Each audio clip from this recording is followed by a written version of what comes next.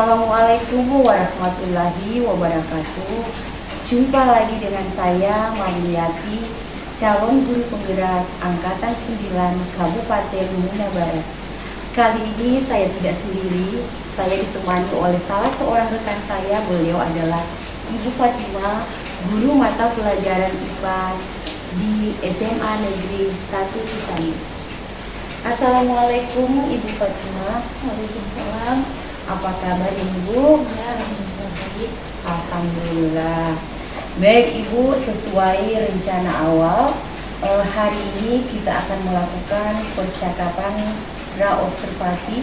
Sebelumnya nanti saya akan mengobservasi jalannya pembelajaran Ibu di kelas.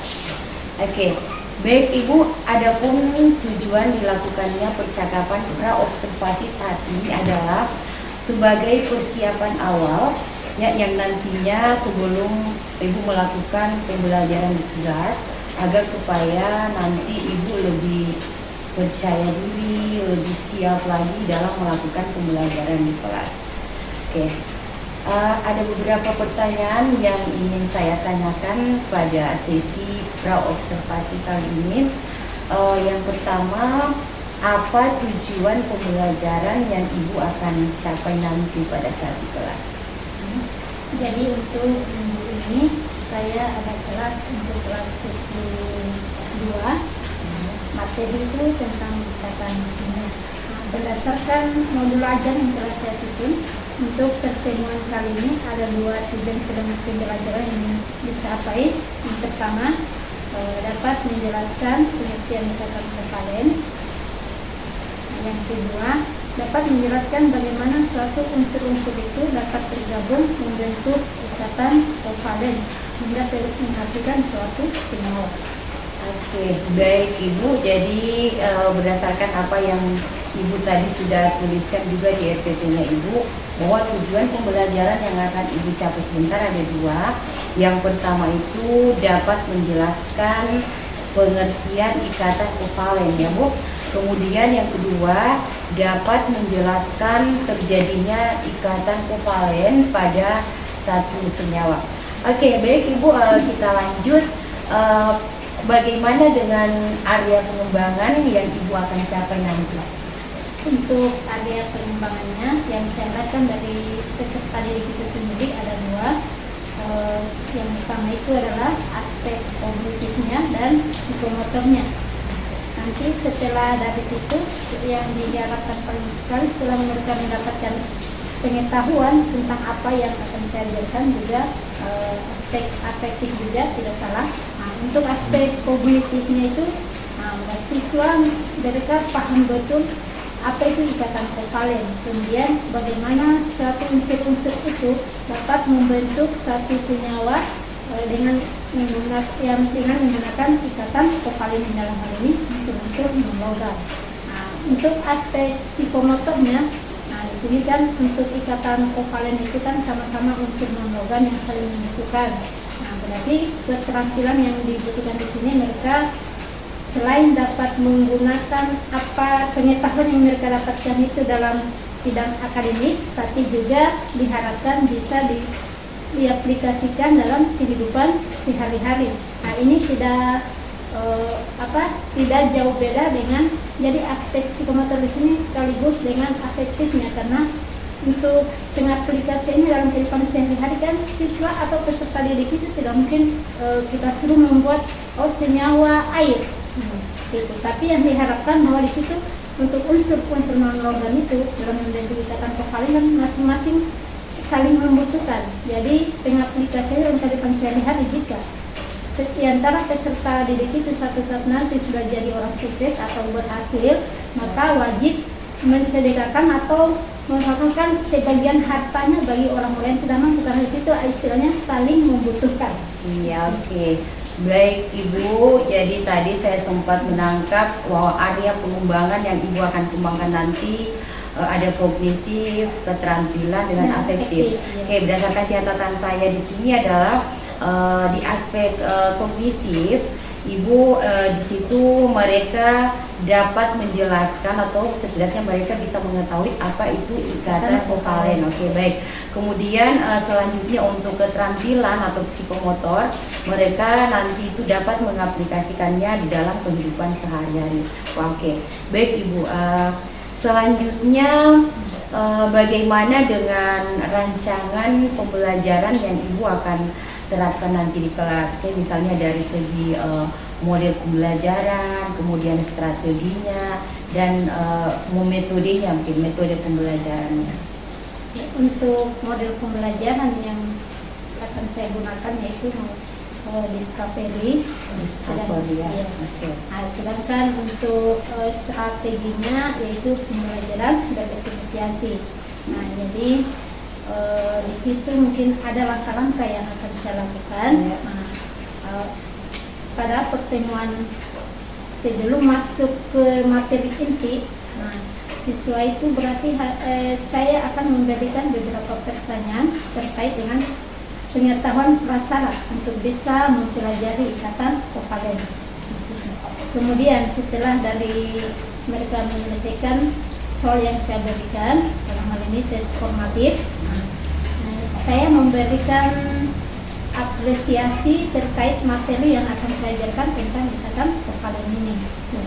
Nah, kemudian setelah itu saya sudah menyiapkan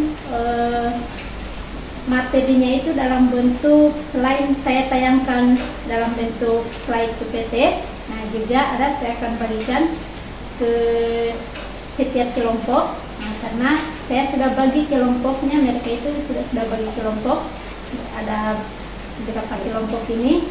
Nah, dan setelah mereka membaca LKP yang saya berikan, ada di situ soal-soal yang wajib diselesaikan setiap kelompok. Kemudian diberikan kesempatan kepada setiap kelompok untuk mempresentasikan tentang tugas yang telah diberikan.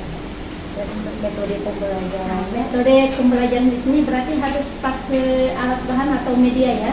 Nah, media di sini karena di sini ada juga buku tersedia untuk buku siswa, kemudian ada laptop, termasuk Infocus dengan LKPD yang saya berikan. Di situ siswa itu dibagi berkelompok. Nah, jadi setelah saya bagikan kelompok, di dalam kelompok itu juga mereka ada istilahnya penugasan kelompok.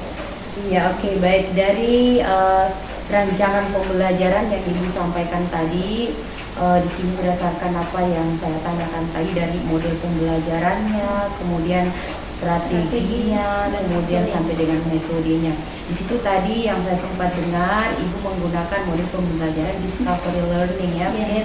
Kemudian strategi pembelajaran yang Ibu akan lakukan nanti yaitu pembelajaran diferensiasi dengan cara mengelompokkan siswa, mengelompokkan siswa berdasarkan minat dan bakatnya mereka mungkin ya. Oke. Kemudian metode pembelajarannya tadi, kalau menurut dari pembelajarannya itu mungkin yang harus mungkin diskusi kelompok yang tepat mungkin ya, diskusi kelompok, tanya jawab mungkin bisa ya, dan kemudian Oke, selanjutnya bagaimana dengan media pembelajaran yang Ibu akan lakukan di kelas? Oke, tadi Ibu sudah mengungkapkan sebagian media pembelajaran yang Ibu akan gunakan, yaitu menggunakan tadi PPT, laptop ya, slide PPT.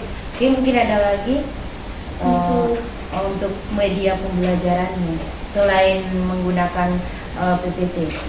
Nanti itu di akhir pembelajaran ada tugas per kelompok. Mereka saya harapkan bisa membuat model suatu senyawa dengan menggunakan ikatan kovalen atau market suatu senyawa. Oh iya, seperti itu Bu. Ya oke Ibu Fatimah, baik, kira-kira dalam untuk melaksanakan pembelajaran tersebut mungkin Ibu bisa menyampaikan kepada saya waktunya kapan, misalnya hari apa, jam pelajaran yang keberapa, kemudian di kelas mana. Tadi saya sudah sempat singgung juga untuk waktunya itu hari Kamis. Nah, hari Kamis ini Kamis ya. Kelas 10.3. Hari Kamis 3 jam ke-1 dengan jam ke-2. 2 jam pelajaran. Oh ya, 2 jam pelajaran. Ya oke, baik Ibu Fatima. Jadi nanti insya Allah ya pada hari Kamis tanggal tadi ada tanggal apa ya? 15, tanggal 22. Tanggal bukan tanggal 22, ini hari kan tanggal 23. 24. Jadi hari Bulan Ramadan. oke, jadi nanti pada hari Kamis tanggal 24 di kelas 10.3 pada jam pelajaran yang pertama dan yang kedua ya. Jam pelajaran yang kedua kita akan saya akan mengunjungi Ibu di kelas untuk melakukan observasi terhadap jalannya pembelajaran Ibu yang akan Ibu lakukan pada saat itu. Oke. Ibu Fatima, sebelum kita akhiri percakapan kita pada kesempatan kali ini, kira-kira apa yang Ibu dapatkan dari sesi percakapan praobservasi ini? Yang pertama adalah terkait dengan persiapan guru sebelum masuk di kelas melakukan proses pembelajaran.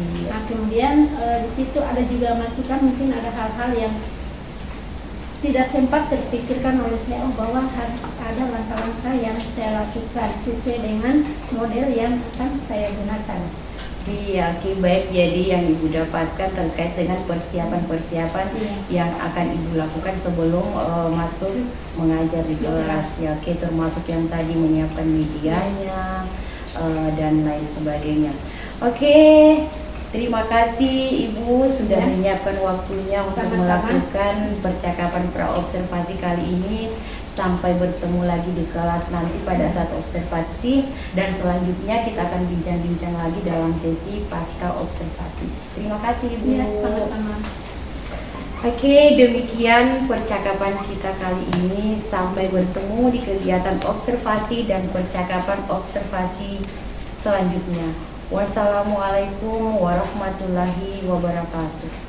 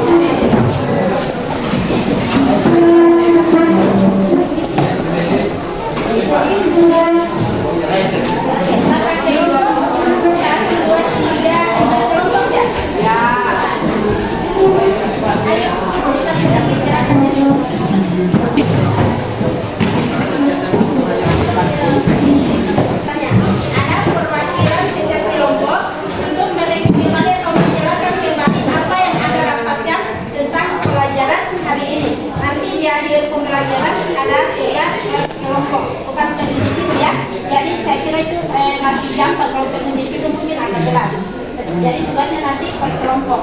Nah, kita masuk ke materi ikatan komponen. Jadi tujuan kita mempelajari tentang ikatan komponen yang ingin kalian capai setelah pelajaran ini. Pertama, Anda dapat menjelaskan apa itu ikatan komponen.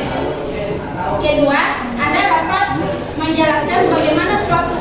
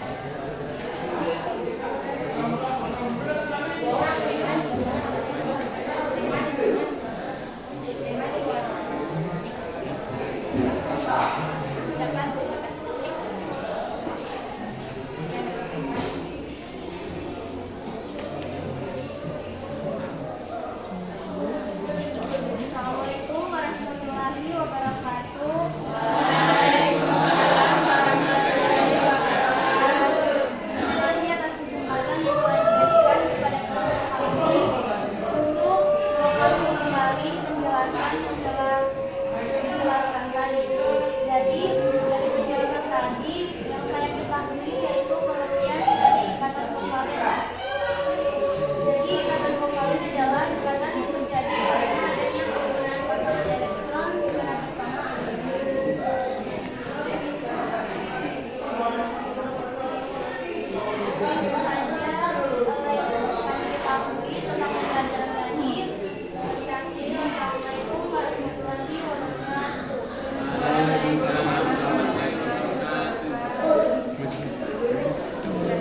Pelajaran kita tentang ikatan kovalen kita sebut atau sebelum kita tutup ada beberapa kesimpulan yang dapat kita ambil dari pelajaran ini. Yang pertama tentang ikatan kovalen itu merupakan ikatan yang terjadi akibat penggunaan pasangan elektron secara bersamaan, dan ini terjadi pada unsur non-logam unsur yang membutuhkan elektron. Kemudian yang kedua, dalam perikatan menggunakan rumus Feynman definisi tanda silang dan tanda titik untuk membedakan elektron valensi dari atom-atom yang berikatan. Nah, jadi untuk pertemuan berikutnya saya minta setiap kelompok untuk membuat paket atau model suatu senyawa dengan menggunakan bahan yang tersedia di sekitar Anda. Oke, saya sendiri pelajaran hari ini begitu saja. Ucapan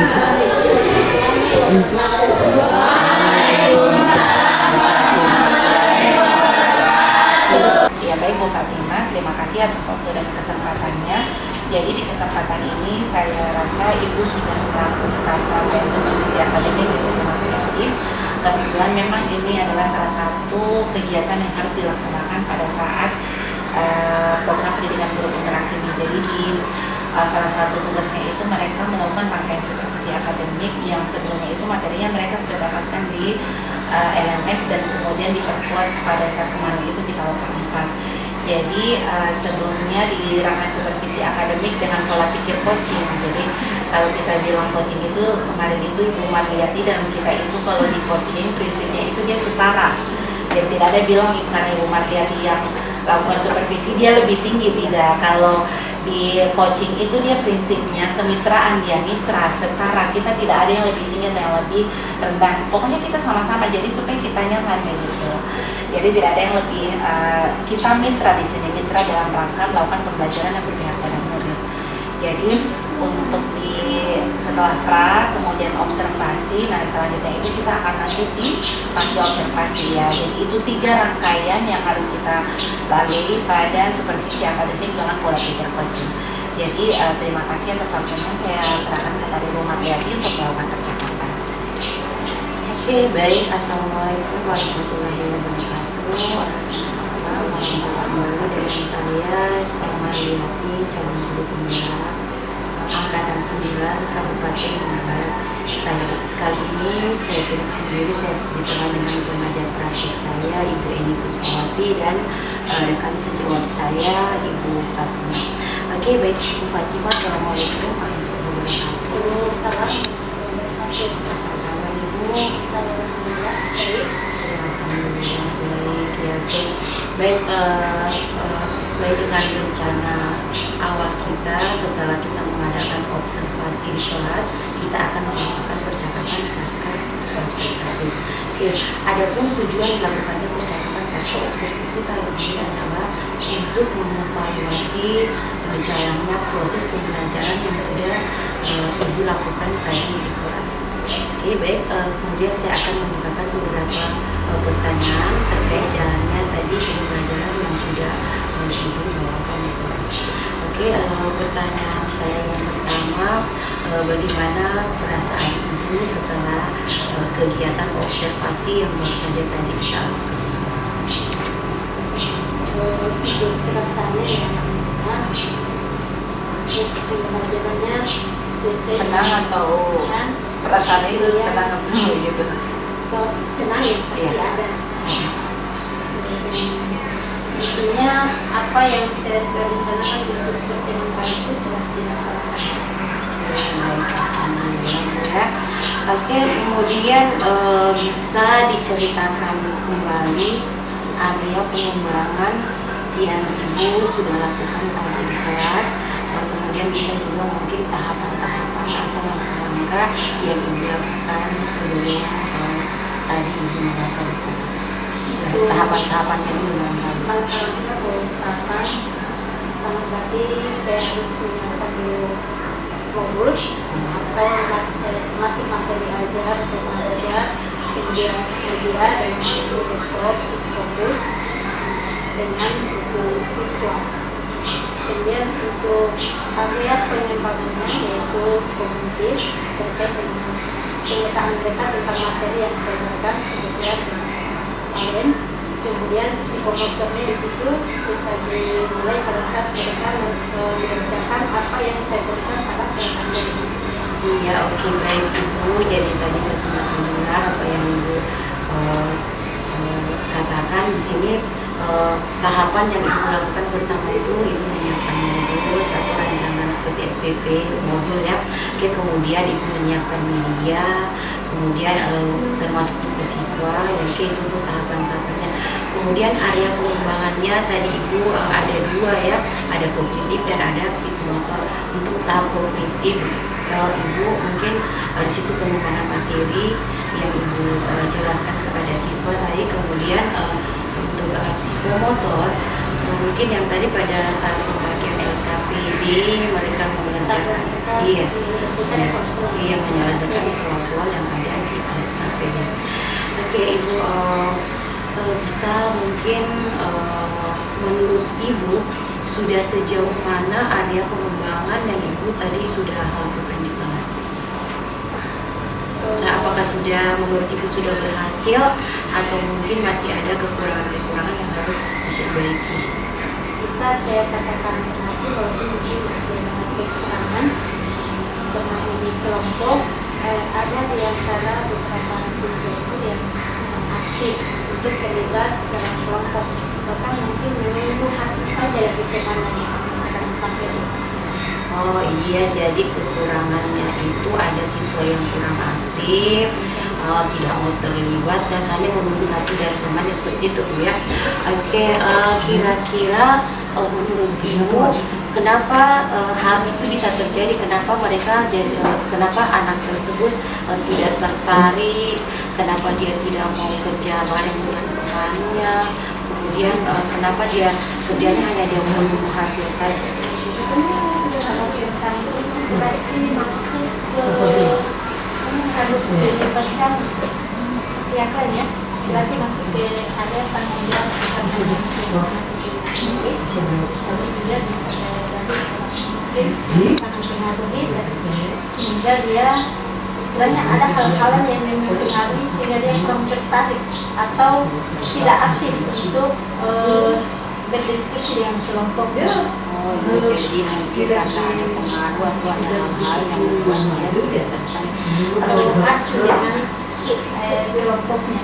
Kira-kira menurut Ibu hal-hal apa yang membuat anak itu tidak? Ini kebetulan pembelajaran apa? Jadi kebanyakan siswa itu mungkin maunya dia apa yang kita lakukan itu langsung dipraktik, mungkin di gaya belajar. Karena setiap siswa itu kan pasti berbeda dengan siswa lain. Oh ya, dari gaya belajar selama ini tapi mau belajar gaya belajar siswa itu ada tiga ya Bu, ada auditori, ada visual dan ada kinestetik. Jadi mungkin maunya anak tersebut dia langsung mau praktek yang tidak menurut gaya belajarnya, berarti gaya belajar kinestetik. Dia mungkin lebih suka ke praktik daripada teori. Iya, baik Ibu Fatimah. Terus rencana kedepannya bagaimana agar anak tersebut dari yang kurang aktif tadi dia menjadi aktif dalam pembelajarannya di kelas? Di sini harus ada kolaborasi dengan saudara tentang materi pelajaran. Bagi anak sudah bisa kita masukan saudara yang belajar di kelas tersebut. Termasuk wali kelas yang bisa diminta komisi dari kemudian. Oh, jadi harus ada kolaborasi dengan teman-teman sejauh yang serumpun. Oh, gitu. IPA. Oke, Ibu Fatima tadi sudah dengar bincang-bincangnya, semoga ini boleh bisa terlaksana ke depannya. Nah, kalau boleh saya tahu kapan ini rencananya akan direalisasikan? Karena ini masalah saya kira bukan masalah saya, jadi supaya tidak terulang lagi di depan. Iya, secepatnya. Oke, baik Ibu. Ibu tadi sudah menentukan jadwal secepatnya. Mungkin bisa detail lagi secepatnya itu kapan mau dilaksanakan? Entah itu minggu depan, bulan depan, atau kapan? Nah, dijelas ya pasti itu kan saya 1 kali 1 minggu. Jadi ada jeda waktu sebelum minggu berikutnya apa tema berikutnya. Masalah jeda waktu sekitar 5 sampai 6 menit untuk diskusi dengan tim sejahat yang lain. Baik, jadi rencananya ini minggu depan sudah bisa direalisasikan. Oke, baik Bu. Saya tunggu bincang-bincang selanjutnya setelah nanti Ibu melakukan lagi proses pembelajaran di kelas. Apakah tadi yang Ibu rencanakan bisa terrealisasi dari sesuai yang tidak aktif tadi menjadi aktif yang lebih peduli lagi, tidak hanya semata-mata menunggu, tapi dia mau berkolaborasi dengan umumnya. Oke, terima kasih Bu Fatima sudah meluangkan waktunya untuk bincang-bincang di percakapan pasca observasi. Oke, baik, demikian tadi percakapan pasca observasi yang telah saya lakukan. Wassalamualaikum warahmatullahi wabarakatuh.